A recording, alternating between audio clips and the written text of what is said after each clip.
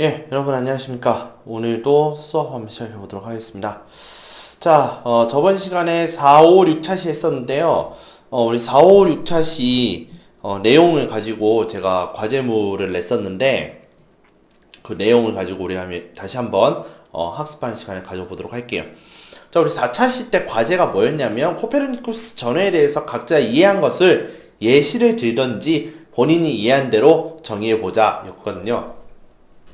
근데 생각보다 많은 분들께서 많이 헷갈려 하셔서 다시 한번 언급해 드린 다음에 예시를 말씀드릴까 합니다. 코페르니쿠스적 전환이라는 것은 사고방식이나 견해가 기존과는 달리 크게 변한다 라고 얘기를 해서 발전이랑 말과 비슷하게 사용하고 계시는 분들이 계세요. 근데 이것은 오해예요. 잘못 이해하고 계시는 거고요. 일단 이전에 있었던 이 내용을 다시 한 번만 제가 설명을 해드릴게요. 코페르니쿠스는요, 이전에 지구 중심의 천동설을 주장해왔던 중세 우주관을 비판을 하고 태양 중심의 지구를 비롯한 모든 행성이 태양 주변으로 돌고 있다라는 그런 지동설을 주장을 한 바가 있습니다. 근데 이것으로 인해서 어떤 일들이 일어나게 되었느냐? 신 중심의 우주관이 무너지고 관찰과 실측의 근대 우주관이라는 것이 나타나게 되었거든요. 칸트는 이러한 코페르니쿠스의 발견만큼 자신의 인식론 또한 엄청난 발견이다 또는 획기적인 전환이다 라고 이제 자평을 하기 이르러요. 그래서 칸트의 인식론이라고 하는 것은 다음과 같아요. 객관적 대상 중심에서 바라보는 나 또는 사람들 또는 그 주체 중심이 되는 거예요. 한마디로. 그러니까 객체 중심, 그러니까 내가 보고자 하는 대상 중심이 아니라 내가 또는 내가 인식하는 것이 중심이 되는 거예요. 그 중심이 바뀐다라는 거죠. 객체 중심이었을 때는요, 대상이 어떻게 생긴 것을 우리가 인식한다라는 거예요. 인식하게 되어진다. 이렇게 설명하면 더 쉬울라나요? 되게 말이 안 맞는데, 그 대상을 우리가 인식하게 되어지는 것이 기존의 인식론이라면, 그 코페르니쿠스적 전환을 일으킨 칸트의 인식론은 무엇이냐면, 나의 인식이 중요한 거예요. 내가 어떻게 인식했냐 더 중요한 거예요. 주체 중심의 인식이에요. 그래서 내가 대상을 바라봤을 때 어떻게 인식이 됐느냐가 중요한 거거든요. 자, 다시. 우리가 책이라는 게 있어요. 그러면 기존의 인식론은 어떻게 판단하냐면 책이라는 모양으로 생긴 것을 우리가 인식을 한 거예요. 그러니까 뭐가 중심입니까? 책이 중심이었던 거예요. 그런데 칸트가 얘기한 인식론의 핵심은 뭐냐면 우리가 저것을 책이라고 인식을 하기 때문에 얘는 책이 되는 거야 라고 생각을 하는 거예요. 그러니까 우리가 보는 대로 대상의 모습이 인식이 된다라는 개념이죠. 그렇기 때문에 코페르니쿠스적 전환이라고 하는 것은 다시 얘기하자면 이제 최종적으로 정리하자면 대상 중심이었던 것이 우리의 시선 또는 우리의 인식, 주체 중심의 그러한 인식으로 바뀌게 된 거예요. 그걸 인식론에 있어서 코페르니쿠스적 전환이라고 하는 거거든요.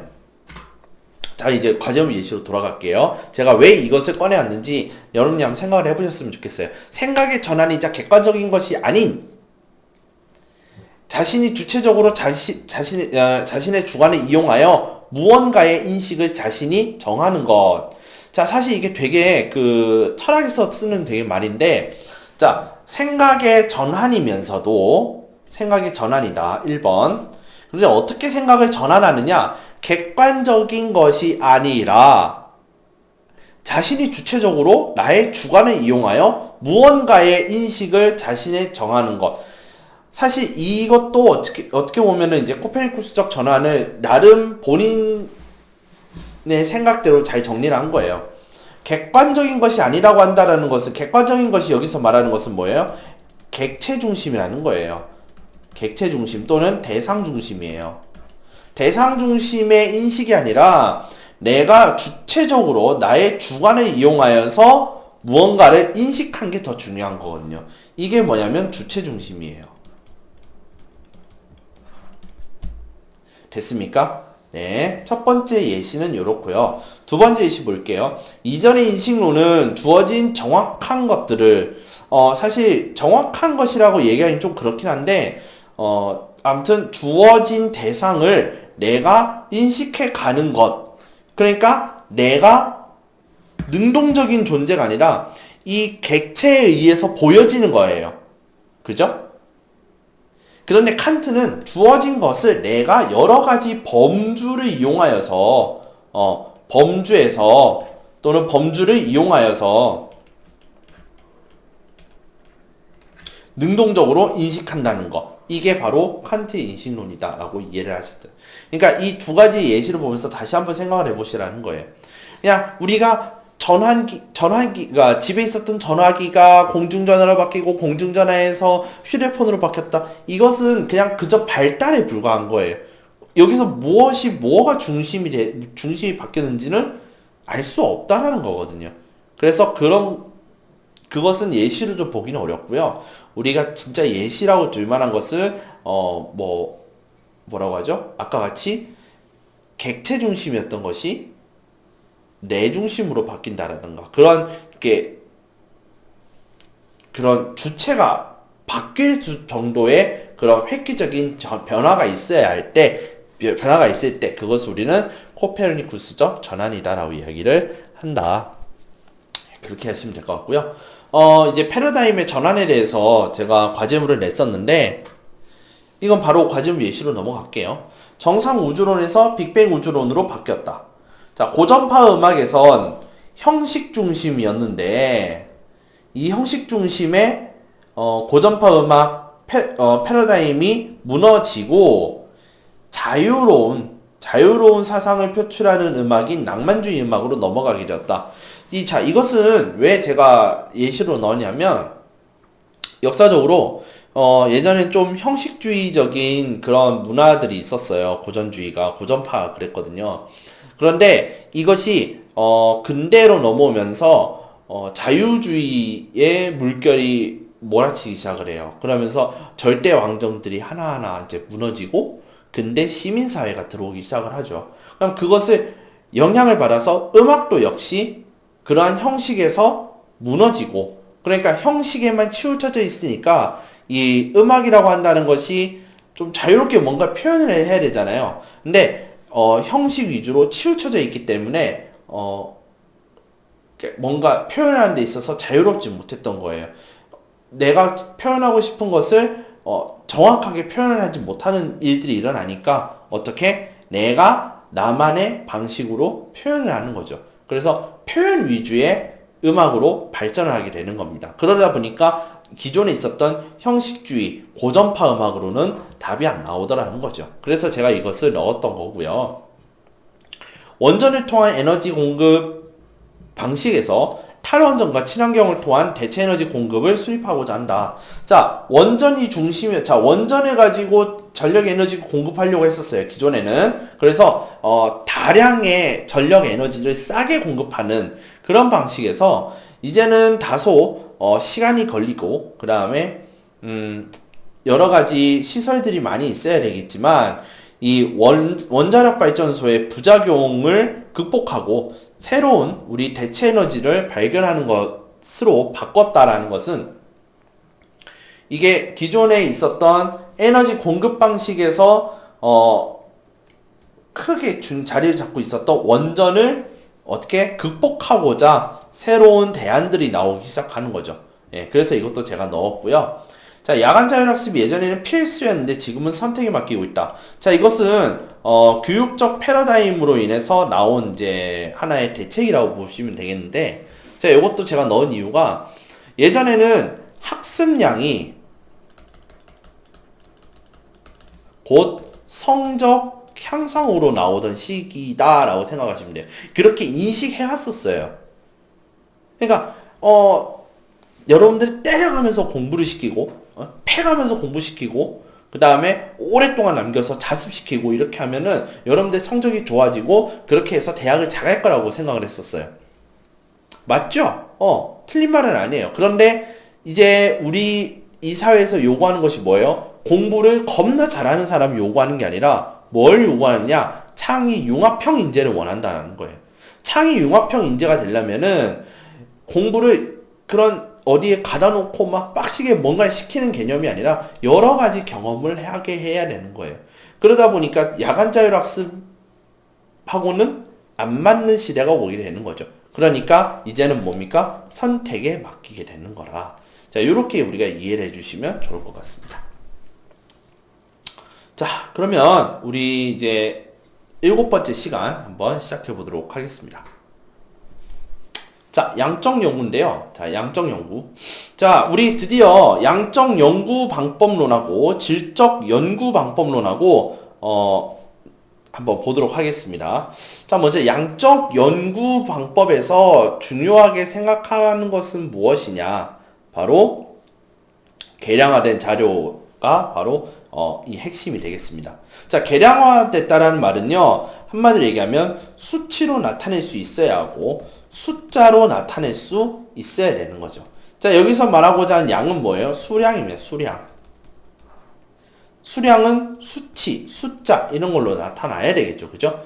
그러한 자료들을 바탕으로 법칙이라고 하는 것은 뭡니까? 일반적 성격이죠. 누구나 통하는 거. 그쵸? 예. 그러한 법칙을 발견하고자 하는 연구를 우리는 양적 연구라고 그래요. 그래서 이러한 내용을 바탕으로 연구를 하는 사람들을 우리는 실증주의자라고 얘기를 하는데, 실증주의에서 얘기하는 게 뭐였어요? 자연현상과 사회현상은 기본적으로는 같은 속성을 가지고 있기 때문에 똑같은 방식으로 뭐 할 수가 있다? 연구를 하면은 된다 라고 믿던 사람들이 실증주의자들이잖아요. 그죠? 그렇기 때문에 자연에서 자연의 법칙을 알아내기 위해서 이들이 알아낸 것은 뭐예요? 수치화된 거, 수량화된 거, 예, 이러한 자료들을 바탕으로 해서 법칙을 세우고 이 법칙이 일반화 과정을 통해서 하나의 이론으로 성장하게 되잖아요. 그쵸? 네, 이론화 과정을 거치게 되잖아요. 이것이 바로 실증주의가 얘기하고자 하는 거예요. 사회 현상 역시 마찬가지다. 수치 수량화가 된 자료를 통해서 법칙을 이끌어내고 이 법칙을 일반화하여서 이론화하는 것이 가능하다. 그러면 무엇이 가능하냐? 예측이 가능해진다. 이것이 이들이 원하는 거잖아요. 이게 방법론적 이론론에 해당하는 내용이 되겠습니다. 자, 양적 연구의 가정인데요. 양적 연구는 두 가지의 내용을 가정하고 있어요. 하나는 객관적 실제로서의 사회입니다. 자, 첫 번째, 객관적 실제로서의 사회에서 얘기하는 것은 뭐냐면, 사회란 연구 대상이 살아가고 있는 사회와 연구자가 살아가고 있는 사회가 분리되어 있기 때문에 연구 대상이 어떤 것을 하려고 연구자가 연구 대상에 대해서 어떤 실험을 하려고 할 때 연구자의 의도나 가치관이 개입될 여지는 없다 라고 가정을 합니다. 즉, 자, 연구자가 연구 대상에게, 그러니까 여러분들을 대상으로 실험을 하려고 그래요. 그랬을 때 제가 저의 가치관이나 또는 저의 생각 여러분들한테 담으면 안 되잖아요. 연구를 할 때 객관적인 데이터를 뽑아내기 위해서. 그렇기 때문에 양적 연구에서는 걱정하지 마. 연구자의 생각은 연구 대상들한테 절대로 개입을 할 수가 없어. 개입을 할 수가 없어. 걱정하지 마. 이렇게 되는 거예요. 왜냐? 연구 대상이 살고 있는 사회와 연구자의 사회는 분리 독립되어 있기 때문에 그런 거야. 라고 가정하에 실험을 하는 겁니다. 두 번째, 보편적 규칙성인데요. 보편적 규칙성이란 시공간 제약을 받지 않는 보편적 법칙이 있다고 믿고 있다. 그래서 미래 예측이 가능하다라고 가정합니다. 아까 얘기했죠. 시공간 제약을 받지 않는 보편적 법칙이라고 한다는 것은 뭐예요? 일반화를 거쳐서 만들어진 이론이라는 거예요. 그 이론을 통해서 우리가 뭐 할 수 있다? 미래 예측이 가능하다. 뭐처럼? 자연현상처럼. 됐죠? 자, 이러한 양적 연구 방법론의 전통은요, 어떤 전통이었느냐? 연구자는 관찰자로서 역할을 한다. 그러니까 연구자가 직접 개입을 해서 또는 연구자가 어디 참여를 해서 대상들에게 영향을 끼치는 존재가 아니라 사회 현상을 객관적으로 관찰하는 사람에 불과한 거예요. 그러다 보니까 자연스럽게 객관성을 추구를 하게 되고, 이 객관성이라는 말은 가치 중립이라는 말로 바꿀 수가 있겠죠. 그쵸? 예. 가치 중립성을 가지고 있다. 즉, 객관성을 추구하고 있다. 자, 그 다음에, 그러기 때문에 여기서 얻어낸 법칙이라는 것이 일반화를 할 수 있다라는 내용이 되는 거거든요. 즉, 일반화 가능성이란 말은 보편적 법칙이 발견을 해서 그것을 일반화한 다음에 그것을 이론화하는 것이 가능하다라는 것을 얘기하고 있는 겁니다. 즉, 사회현상 역시 우리가 수치하는 자료를 뽑아내서 이걸 가지고 하나의 법칙으로 만들 수 있어 라고 얘기를 하는 방법론이라는 거지요. 자, 그래서 이 방법론의 특징을 보자면 첫 번째, 연역적 논리를 전개합니다. 가설을 설정하고 자료를 수집하고 그 수집된 자료를 가지고 통계를 내 분석을 하면은 결과가 나오겠죠. 그 다음에 이 결과를 어떻게 하냐면 가설과 대어봐서 검증을 실시합니다. 그 검증을 해서 이 검증이 통과하게 되면 이것은 법칙으로 자리 잡게 되는 거거든요. 예, 이러한 연역적 논리 전개를 사용을 하게 됩니다. 두 번째로 양적 자료 수집을 강조합니다. 자, 양적 자료라는 건 아까 얘기했지만 수치화가 된 것을 얘기해요. 그런데 이 수치화된 것을 하나의 평균점을 잡아서 평균이라는 걸 잡아야 일반적으로 이 값이 나오는구나 라는 걸 알 수 있잖아요. 그러니까 일반화를 하기 위해서는 평균을 내야 되잖아요. 그러면 평균치를 내려고 하면은 데이터 개수가 데이터 수가 높은 게 좋겠어요? 낮은 게 좋겠어요? 많은 게 좋겠죠. 데이터 수가 많아야 평균값이 가지는 그런 신뢰도가 높겠죠. 즉, 양적 자료 수집을 강조하는데 이 양적 자료를 많이 확보할 수 있는 방법이 질문지법과 실험법이에요. 그래서 짧은 시간에 적은 비용으로 많은 사람들 또는 많은 대상들한테 데이터를 뽑아낼 수 있는 방법이 바로 질문지법과 실험법인데, 이 양적 연구에서는 이 두 가지 방법을 특히 많이 사용을 합니다. 또한 개념의 조작 적정이라는 말이 나오는데, 자, 이 말 되게 어려운 말이니까 여러분 이해 안 되시면은 돌려보고 하셔야 돼요. 개념의 조작 적정이는요, 추상적인 개념을 측정 가능한 구체적 지표로 바꾸는 것이라고 보시면 돼요. 자, 그럼 무슨 말이냐면 가령 이런 가설을 한번 세워볼게요. 게임 시간이 높아지면 성적이 떨어진다라는 가정을 가지고 제가 요거 한번 보도록 할게요. 개념의 조작적 정의. 자, 게임 시간은 무엇이라 둘 수 있느냐? 공부 집중도로 할게요. 자, 여러분, 공부에 집중하는 공부 집중력이라는 것을 수치화할 수 있습니까? 없습니까? 없죠. 그래서 이 공부 집중력에 빗대어서 사용할 수 있는 수치를 뭘로 잡는 거냐? 게임 시간에 두는 거예요. 그럼 게임 시간이 많을수록 공부 집중력은 어떻게 돼요? 떨어진다. 이렇게 생각하고 게임 시간으로 치환하는 겁니다. 됐죠? 자, 그러면 성적은 뭘로? 공부 집중도에 따라서 효율성. 그러니까 공부 집중에 대비한 효율성을 얘기를 하자. 그러면 이 효율성 역시 수치화할 수 없으니까 수치화할 수 있는 뭔가가 있어야 될 거 아니에요. 성적으로 치환하는 겁니다. 그러니까 게임 시간이 높아진다는 것은 공부 집중력이 떨어진다는 것을 의미하기 때문에 효율성이 떨어지는 것이고 자연스럽게 성적이 하락하는 그런 관계를 만들게 되는 거죠. 다시 개념의 조작적 정의. 자, 공부 집중력이라는 말이나 효율성이라고 하는 것은 여러분 이것을 수치화로 하기가 되게 어렵잖아요. 왜냐? 이런 것은 우리의 정신적인 영역에 해당하는 거기 때문에 굉장히 추상적이라는 거야. 그런데 이 추상적 개념을 뭐라고 합니까? 수치화를 해서 측정을 하지 않으면 안 되잖아요. 그러니까 이것을 숫자로 나타낼 수 있는 변수가 뭐가 있느냐? 바로 게임 시간과 성적이라는 녀석이 있더라. 그래서 이 녀석으로 바꾸어 주는 겁니다. 이렇게 조작적으로 이렇게 바꾸는 거예요. 그러고 나서 게임 시간과 성적의 상관관계는 공부 집중력과 효율성의 상관관계하고 일맥상통하다. 이렇게 우리가 엮는 거예요. 그래서 이것을 구체적 지표로 바꾸는, 이것을 우리는 개념의 조작적 정의다 라고 이야기를 합니다. 자, 그러면은 그 양적 연구 방법론에서 주로 사용하는 방법인 질문지법과 실험법에 대해서 이야기해 보도록 할게요. 자, 질문지법은요, 양적 연구를 하는 사람들이면 굉장히 많이 사용하는 방법이에요. 그래서 이 질문지법 같은 경우에 여러분들 반드시 공부해 두시는 게 좋아요. 이것은 여기서 배우는 걸로 끝나는 게 아니라 여러분들이 실제로 대학교에 가셔서 연구를 하시게 됐을 때 논문을 쓰게 되든지 보고서를 쓰게 될 때 많은 방식으로 사용하게 될 겁니다. 많이 사용하게 될 거예요. 자, 질문지법은요, 간결하고 명료하며 주제와 부합한 그런 질문들을 쫙 깔아놓고 그 질문지 하나를 가지고 사람들한테 검사를 하는 방법이에요.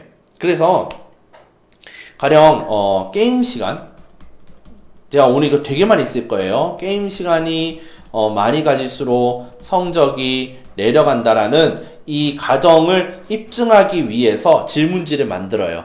예, 우리 이거 되게 많이 할 거니까 예, 여러분들 이거 꼭 기억해 주시고요. 요거. 자, 그랬을 때 1번 어떤 게임 하십니까?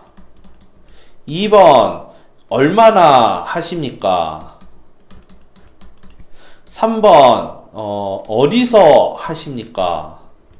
자, 이렇게 세 가지 질문이 있다고 칠게요. 질문지 이렇게 만들어서 준다고 했을 때, 자, 첫 번째 간결해야 돼요. 자, 이 간결합니까? 어떤 게임 하십니까? 얼마나 하십니까? 어디서 하십니까? 간결하죠. 자, 명료하냐? 자, 어떤 게임을 하십니까? 얼마나 합니까? 어디서 합니까?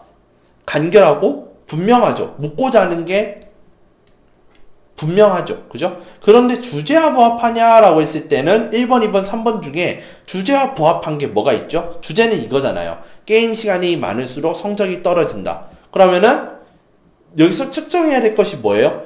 너는 게임을 얼마나 하느냐가 중요하죠. 그죠? 그런데 어떤 게임 하는 게 중요해요? 아니죠.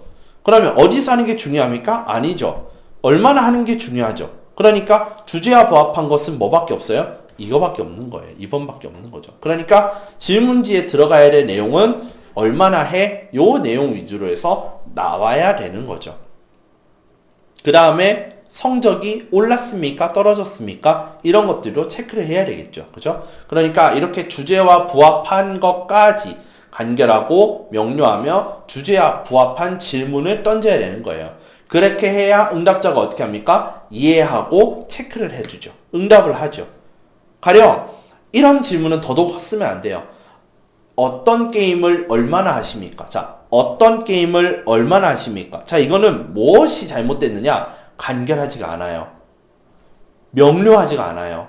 왜 간결하지 않느냐? 자, 어떤 게임을 얼마나 하느냐라는 것 자체가 질문이 몇 개예요?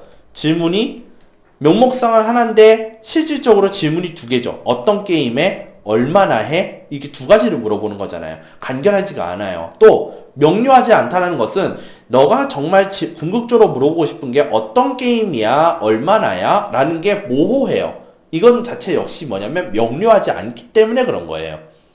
그러니까 자연스럽게 주제와 부합하지도 않다라는 거죠. 그렇기 때문에 응답자의 이해도를 고려해서 질문지를 만들 때는요, 초등학생들도 알 수 있을 수준으로 질문을 쓰셔야 돼요. 또 단어 선정을 할 때도 마찬가지예요. 사람들이 잘 모르는 그런 개념을 사용하지 말고 사람들이 알 수 있는 보통 사람들도 질문지법으로 해서 응답을 할 때 이게 무슨 말인지 모르겠어 라고 해서 대충 찍으면은 결과가 제대로 안 나오겠죠. 그러니까 누구나 알 수 있는 개념을 사용을 해야 되는 거예요. 이해하셨습니까? 되게 중요해요. 다음, 모집단에서 표본을 추출한다. 자, 모집단이라고 하는 것은요, 연구 대상자 모두를 모집단이라고 그래요.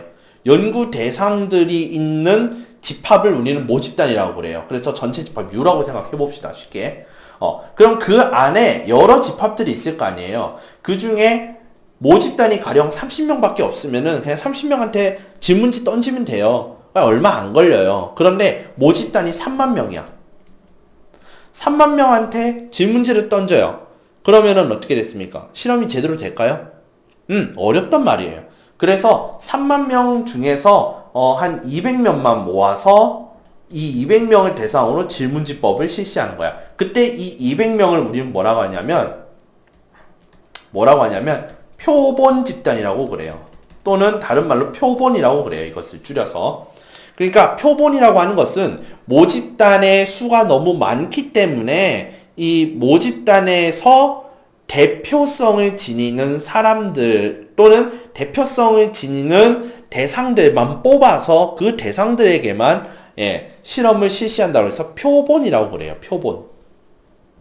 그러니까 표본이 해야 할 역할이 첫 번째 뭡니까? 모집단을 대표할 수 있어야 돼요. 즉 대표성이라는 것을 가져야 돼요.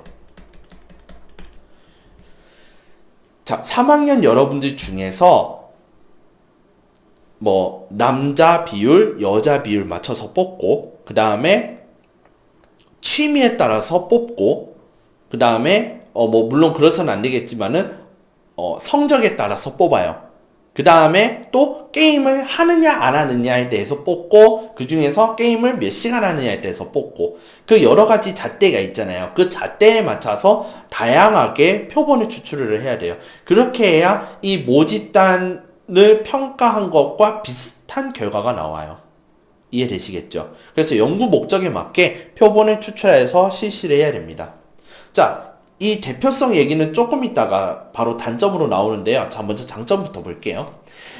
다수를 대상으로 해서 동일한 질문지를 측정하기 때문에 비교적 짧은 시간에 끝나고요.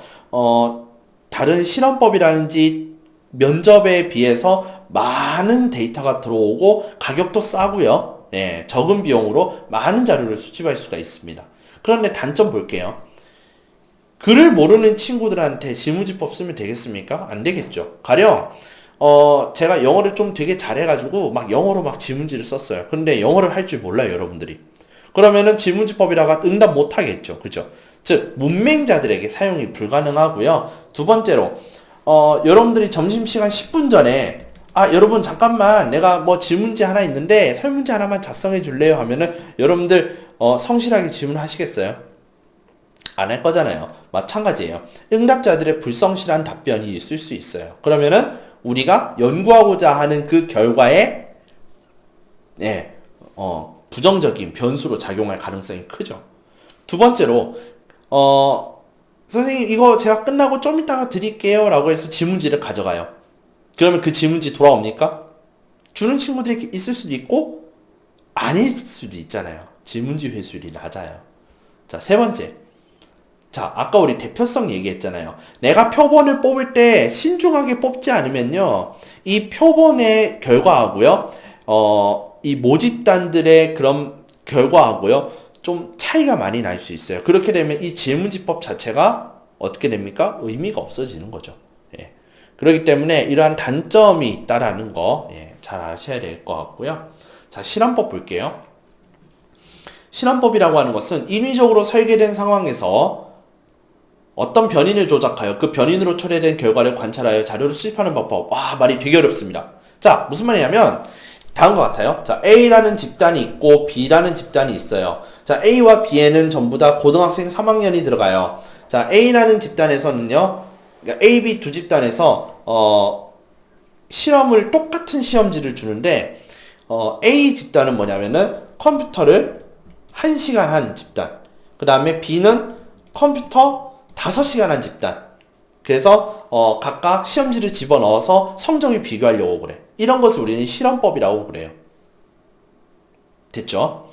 자, 독립변인만 실험 결과에 영향을 미치도록 조건을 엄격하게 통제해야 함. 왜냐하면 자료에 대한 타당성 때문이다. 자, 이 얘기는 무슨 말이냐면, 자, 보세요. 컴퓨터 1시간 한 친구들의 성적이 높게 나왔고, 컴퓨터 5시간 한 친구들의 성적이 낮게 나왔다. 그랬을 때, 컴퓨터 시간에 맞따라서 성적에 변화가 온다라는 이 가정하에서 실험을 한다면은 성적이 떨어지는 것에 대한 요인은 어디에 있어야 돼요? 컴퓨터 시간에 따라져 있어야 되겠죠. 그죠? 그런데 그게 아니라 이 A 집단의 애들이 전날에 잠을 일찍 잤어요. 컴퓨터 5시간 한 친구들은요, 잠을 되게 늦게 잤어요. 그러면 이 컴퓨터 사용한 시간뿐만 아니라 뭐도 지금 영향이 미치게 된 거예요. 학생들이 잠을 수면 시간에 대한 내용도 지금 영향이 미치게 되겠죠. 그러니까 독립변인뿐만 아니라 다른 외부의 요인도 뭡니까? 영향을 미치게 된 거잖아요. 그렇게 되면 안 돼요. 똑같이 8시간을 자더라도 뭐예요? 그 컴퓨터 하는 시간만 달라져야 되겠죠. 그렇게 해야 컴퓨터 한 시간만큼 성적이 높아지거나 떨어진다라는 내용으로 우리가 볼 수가 있는 거잖아요. 즉 자료에 대한 타당성 문제가 제기될 수 있다라는 것이 되겠습니다. 자, 그래서 우리가 오늘 이 양적 연구 방법론에 대해서 우리 오늘 강의를 했는데, 자, 7차시 과제가 뭐냐면 질문지법을 사용을 할 때 주의할 점이 무엇이 있을까요? 예요.